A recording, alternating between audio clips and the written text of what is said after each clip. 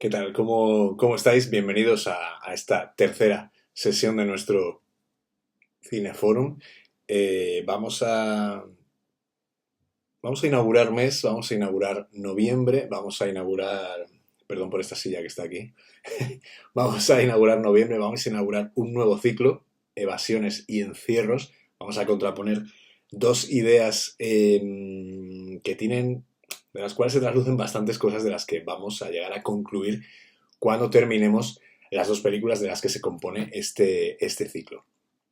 Son dos películas que nos van a permitir quedarnos en un país como Francia. Ya os dije al principio que no íbamos a hacer las cosas este año por cuotas,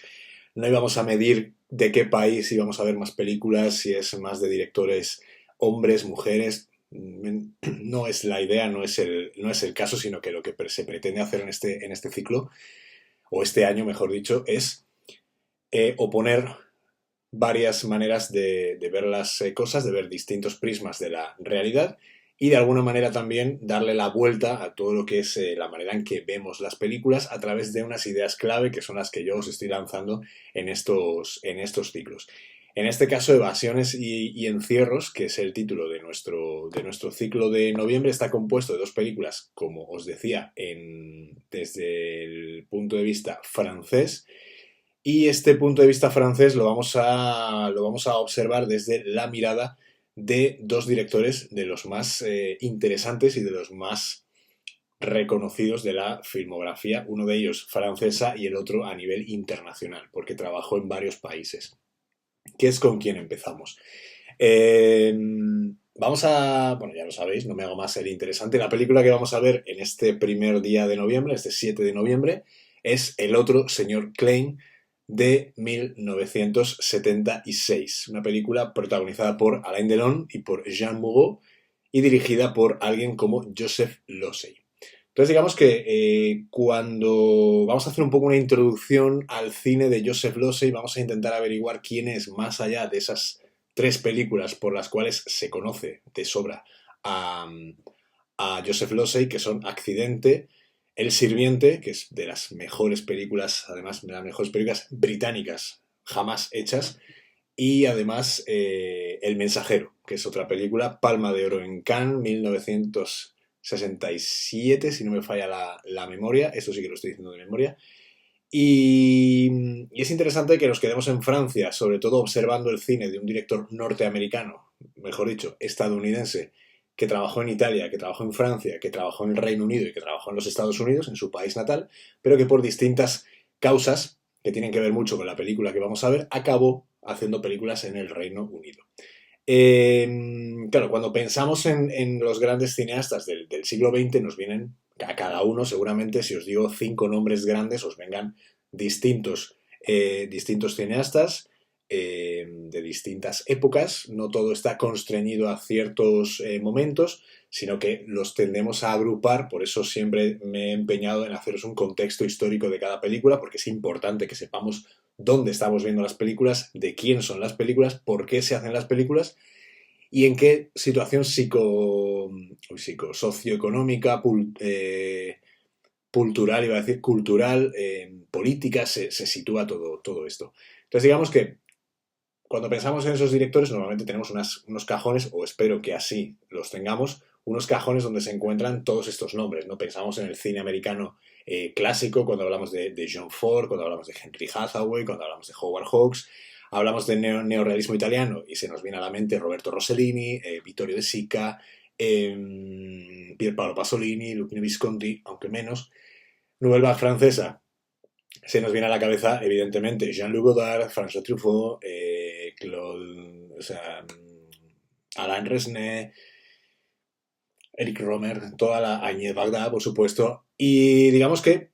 claro, tendemos, porque somos los seres humanos, somos gente de listas, gente de clasificar todo para intentar no perdernos en todo este mare magnum de nombres, tendemos a agruparnos por lugares. Pero hay veces, por lugares, por vanguardias, por movimientos, etcétera. Pero hay veces que hay cineastas que no se dejan etiquetar o que no se dejan clasificar. He nombrado antes a Visconti en la Nouvelle Vague,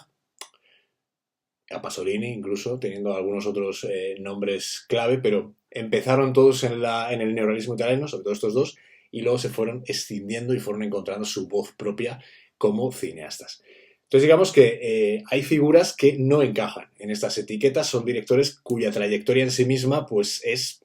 por qué no decirlo así, una forma de exilio, de no quedarse en el lugar al que presuntamente se ha de pertenecer.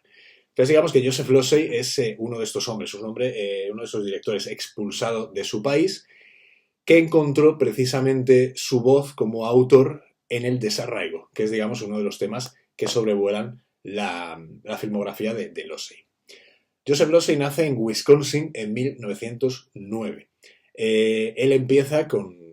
un fuerte interés y una gran capacidad para dirigir teatros, un gran director de escena, y uno de sus máximos intereses es Bertolt Brecht.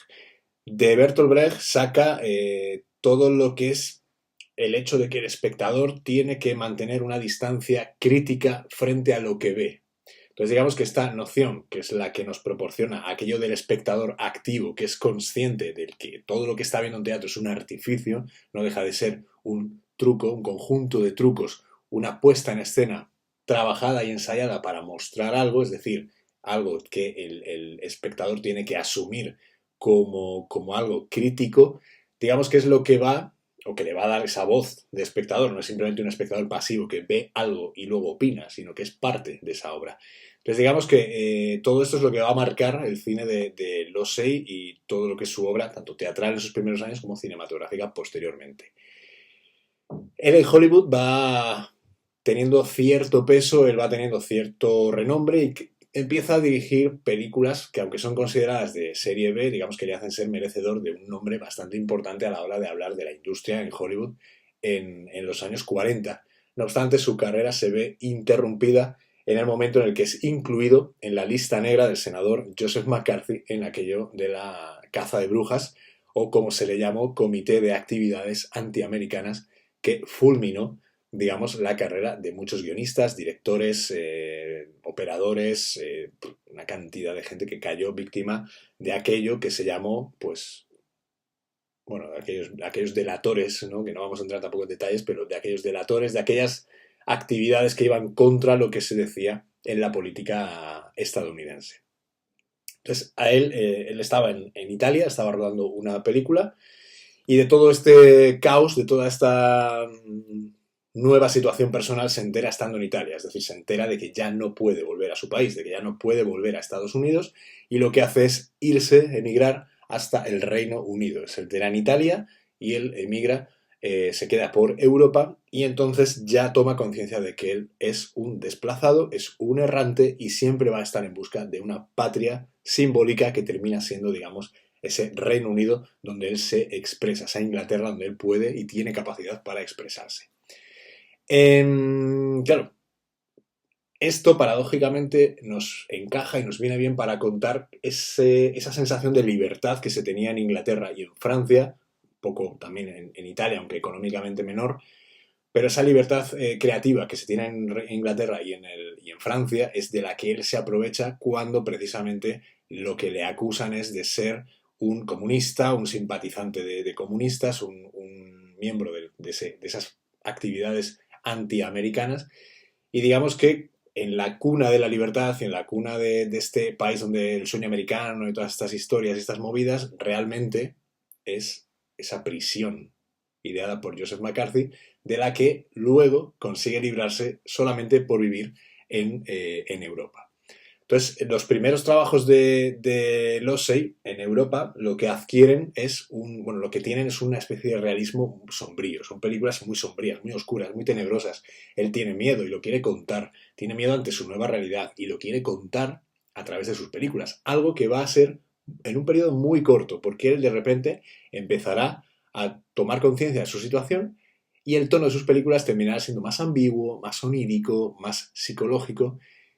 Y en todas ellas girarán tres temas que son fundamentales, que son el poder, la culpa y la identidad. Entonces, esto nos lleva hasta 1976, que es el momento en el que se rueda El otro señor Klein, que es la película que vamos a ver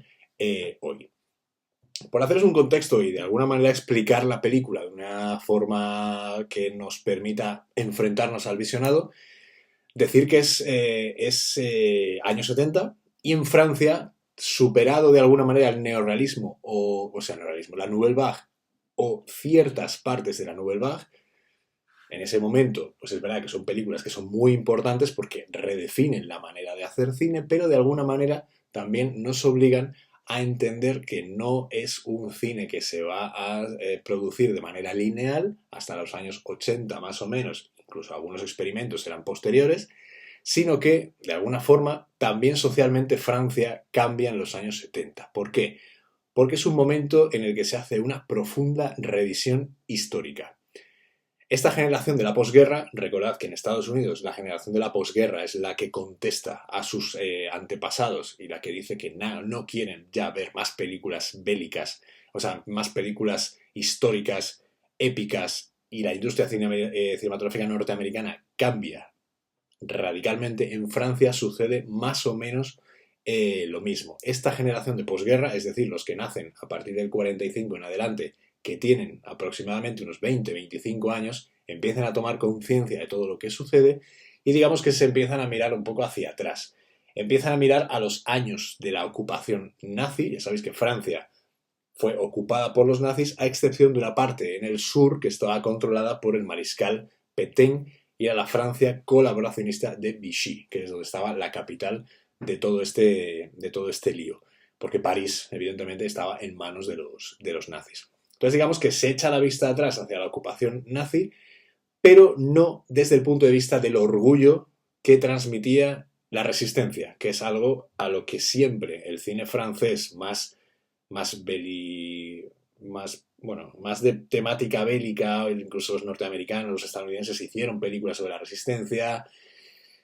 los propios franceses evidentemente hicieron películas sobre la resistencia, pero aquí no estamos en ese punto, no estamos mirando el orgullo de los que se enfrentaron al invasor, estamos mirando con vergüenza el periodo de colaboración y el periodo de antisemitismo, que es algo que siempre ha ido sobrevolando distintas cinematografías y que en este caso la película que nos ocupa, que es El otro señor Klein, nace de esta voluntad. Es decir, Joseph Losey asume que hay cierta parte de la población francesa, especialmente gente joven, que quiere investigar qué es lo que pasó, que quiere saber qué es lo que pasó, no investigar, sino un poco sacar conclusiones acerca de cuáles son las consecuencias de todo lo que hicimos 20-25 años antes. Entonces digamos que Joseph Losey no hace una película sobre el antisemitismo y sobre el colaboracionismo al uso. Lo que hace es hacerlo desde un ángulo muy singular, que es el individuo que descubre que su identidad cae en mitad de un sistema que es absurdo. Y aquí es aquí es donde quiero que os fijéis sobre todo en la primera de las secuencias de la película, la que es previa, no me acuerdo si es previa a los créditos, pero lo primero que vamos a ver es de la película, porque parece a priori desconectado del resto, porque no vemos que haya relación en las escenas, o sea, entre las siguientes secuencias y el prólogo, sino que de alguna manera también nos va a servir para explicar qué es lo que quiere Joseph Losey de su película y qué es lo que podemos esperar de ella. Por eso os haré preguntas, os haré reflexionar en torno a este primer acto, bueno, primer acto no, este prólogo de la película. Entonces, tenemos a Alain Delon, que es un marchante de arte, es un hombre que es refinado, es un hombre que es muy culto, bello, ajeno, aparentemente, al horror que se está viviendo en la Francia ocupada, y digamos que su mayor negocio es comprarle obras de arte a los judíos a un precio bastante menor, tanto de mercado como de lo que es la decencia de alguien que se dedica al arte. Entonces digamos que la película empieza en el momento, la trama que nos interesa empieza en el momento en el que él recibe un periódico judío en su domicilio. Y es aquí cuando la película se vuelve cercana a lo que podría ser una novela de Franz Kafka. Porque tiene muchas cosas del proceso, de hecho yo creo que es una gran influencia a la hora de escribir el guión, que lo escriben entre Franco Solinas, Joseph Losey, Franco Solinas, que es el guionista de La batalla de Argel, de Gillo Pontecorvo, apuntadlo ahí para verla, porque es una película extraordinaria.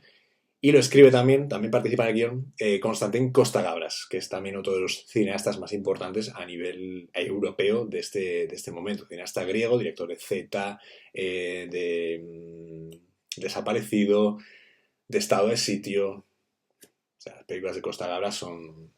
son bien conocidas. Entonces digamos que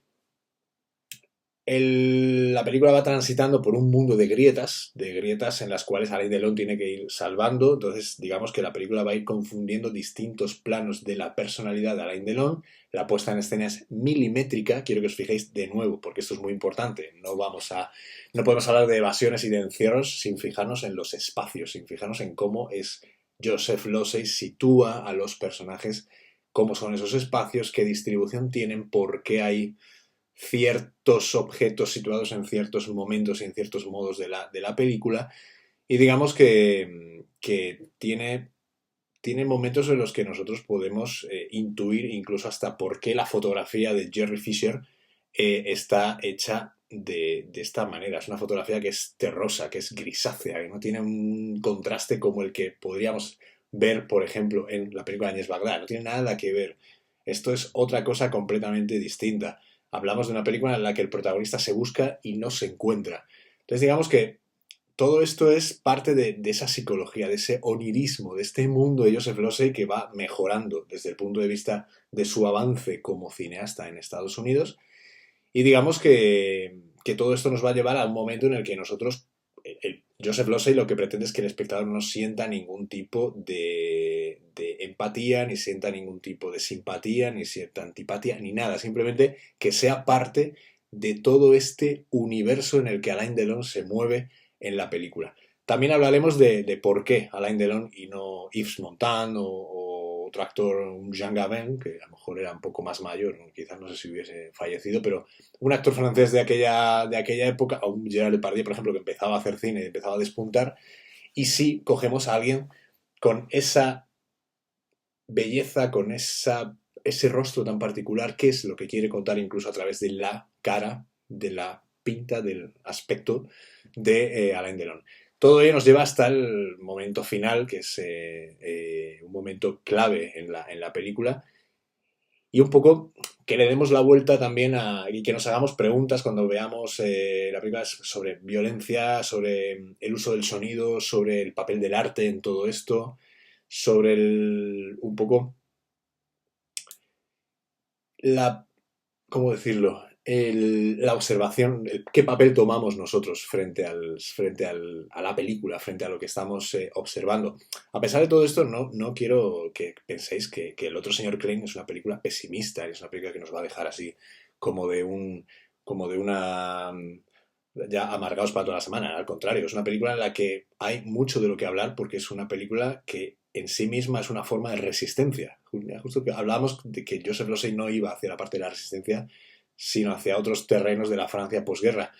Pero, pero hablamos de fronteras.